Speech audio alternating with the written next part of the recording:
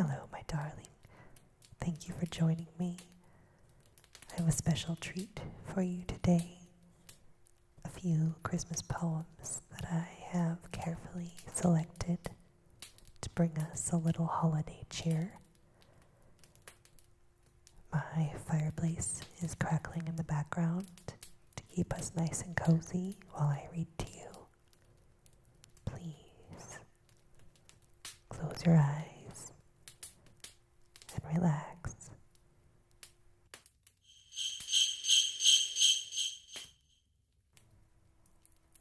The first poem, called The Night Before Christmas, was originally published in 1823 as A Visit from St. Nicholas.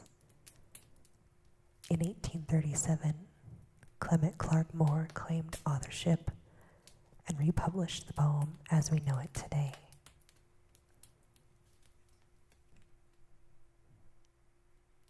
"'Twas the night before Christmas, and all through the house not a creature was stirring, not even a mouse. The stockings were hung by the chimney with care, in hopes that St. Nicholas soon would be there. The children were nestled all snug in their beds, while visions of sugar plums danced in their heads, and Mamma in her kerchief, and I in my cap, had just settled our brains for a long winter's nap, when out on the lawn there arose such a clatter. I sprang from my bed to see what was the matter.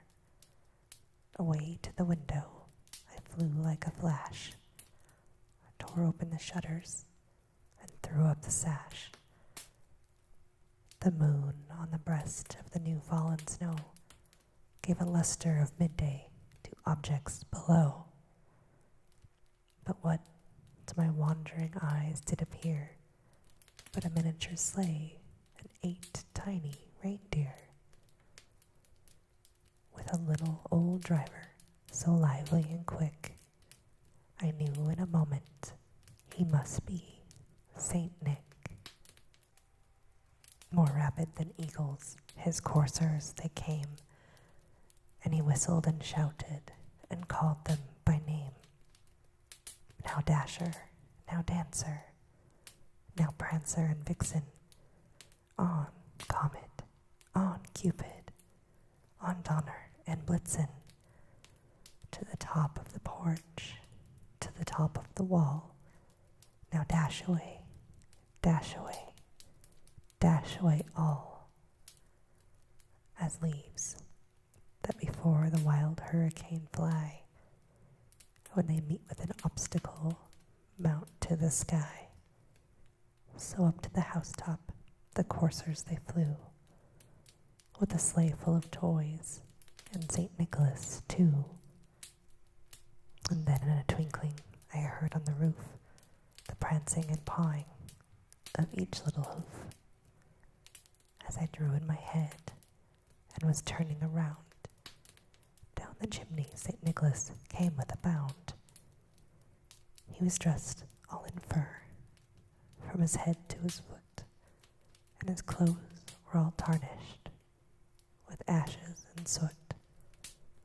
A bundle of toys he flung on his back, and he looked like a peddler just opening his pack. His eyes, how they twinkled, his dimples, how merry.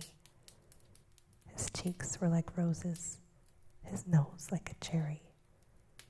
His droll little mouth was drawn up like a bow, and the beard on his chin was as white as the snow. The stump of a pipe he held tight in his teeth, and the smoke it encircled his head like a wreath.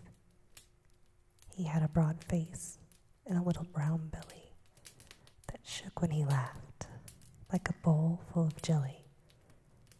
He was chubby and plump, a right jolly old elf, and I laughed when I saw him, in spite of myself. A wink of his eye and a twist of his head soon gave me to know I had nothing to dread. He He spoke not a word, but went straight to his work, and filled all the stockings, and turned with a jerk, and laying his finger aside his nose, and giving a nod, up the chimney he rose. He sprang to his sleigh, to his team he gave a whistle, and away they all flew, like the down of a thistle. But I heard him exclaim, ere he drove out of sight, Merry Christmas to all, and to all a good night.